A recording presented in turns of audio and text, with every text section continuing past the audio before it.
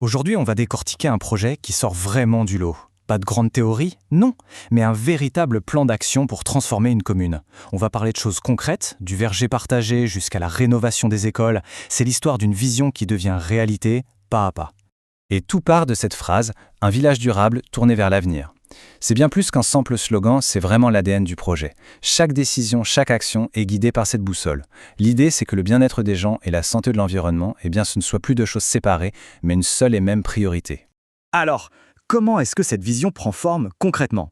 Elle repose sur deux piliers. D'un côté, on a la protection du patrimoine naturel local, ce qui fait la richesse du village.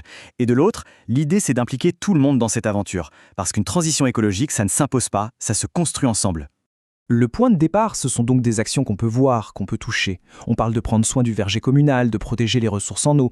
Et puis, il y a un point qui est absolument essentiel, la municipalité se doit de montrer l'exemple. C'est la clé pour que tout le projet soit crédible et suivi. Allez, on attaque le premier gros morceau, la protection de l'environnement direct et de la biodiversité. C'est là que les changements deviennent visibles dans le quotidien des habitants.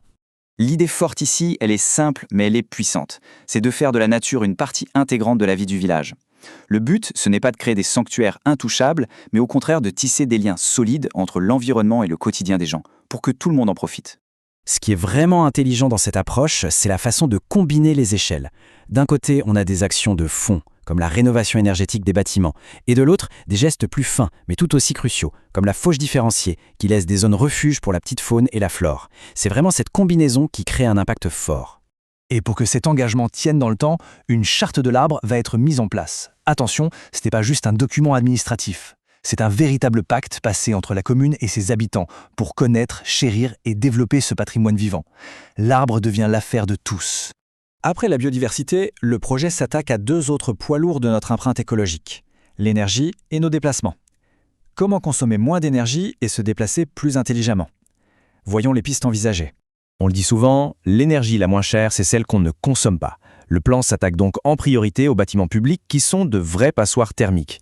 Et commencer par les écoles, c'est un symbole fort. On investit à la fois dans l'avenir de la planète et dans le confort des générations futures. Le bénéfice est double, écologique évidemment, mais aussi économique.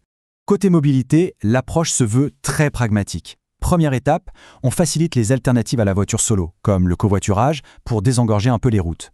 Deuxième étape, et c'est fondamental, on investit pour que le vélo et la marche ne soient plus un parcours du combattant, mais de vraies options, sûres et agréables. Il s'agit de redonner de l'espace à d'autres manières de se déplacer. Et cette idée, elle montre parfaitement comment la modernisation des services s'intègre dans cette vision.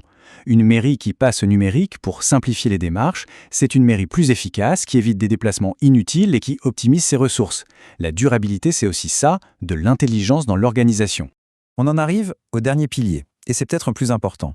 C'est celui qui fait le pont entre tous ces grands objectifs et notre vie de tous les jours. Comment est-ce que nos choix, nos habitudes de consommation, nos actions collectives peuvent vraiment peser dans la balance ? Au cœur de cette idée de vivre local, il y a bien sûr ce qu'on met dans notre assiette. Un des plus grands leviers de la transition, c'est de manger local. Pourquoi ? Parce que soutenir les producteurs du coin, c'est réduire radicalement les kilomètres que parcourent nos aliments. Et c'est aussi savoir d'où vient ce que l'on mange.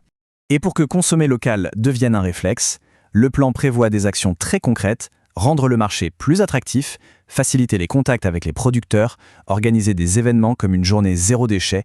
Le but, c'est de tisser une véritable culture de la proximité. Finalement, ce qu'il faut retenir, c'est que ce n'est pas juste une liste de mesures isolées. C'est un projet global, cohérent, où tout se tient. Protéger un arbre, isoler une école, faire ses courses au marché, chaque geste s'inscrit dans la même ambition. Construire une communauté plus forte, plus solidaire et mieux préparée pour l'avenir. Et ce projet, au fond, ne nous montre-t-il pas que la transition écologique, c'est avant tout une formidable aventure humaine et collective ?